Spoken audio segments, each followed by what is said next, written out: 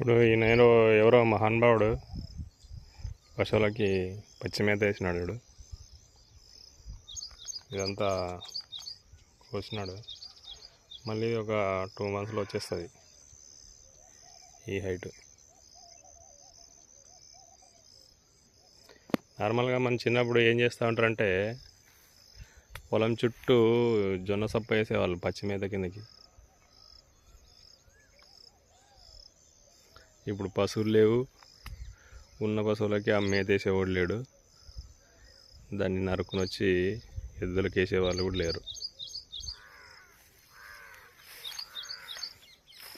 అంటే వీళ్ళు collector job చేస్తారు కదా, అందుకే వీళ్ళు కూడా ప్రెస్టేజ్ ఫీల్ అవుతా ఉన్నారు. అంటే మేత నరుకు వచ్చి ఎద్దులకి వేస్తే మళ్ళీ ప్రెస్టేజ్ పోతుందంటే ఇప్పుడు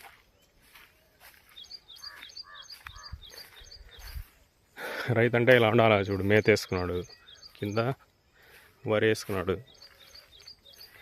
ఇటు సైడ్ పత్తి పెట్టుకున్నాడు. ఇది రైతుల లక్షణం.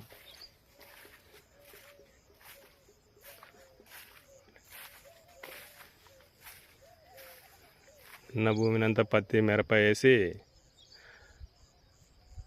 కింద పైన మందులు ఎరువులు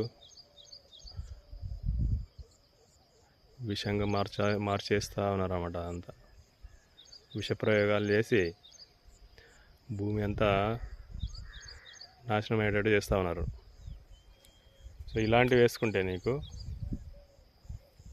భూమి ఎప్పుడు సారవంతంగా ఉంటుంది. ఫ్యూచర్ జనరేషన్స్కి తినడానికి తిండి దొరుకుతుంది.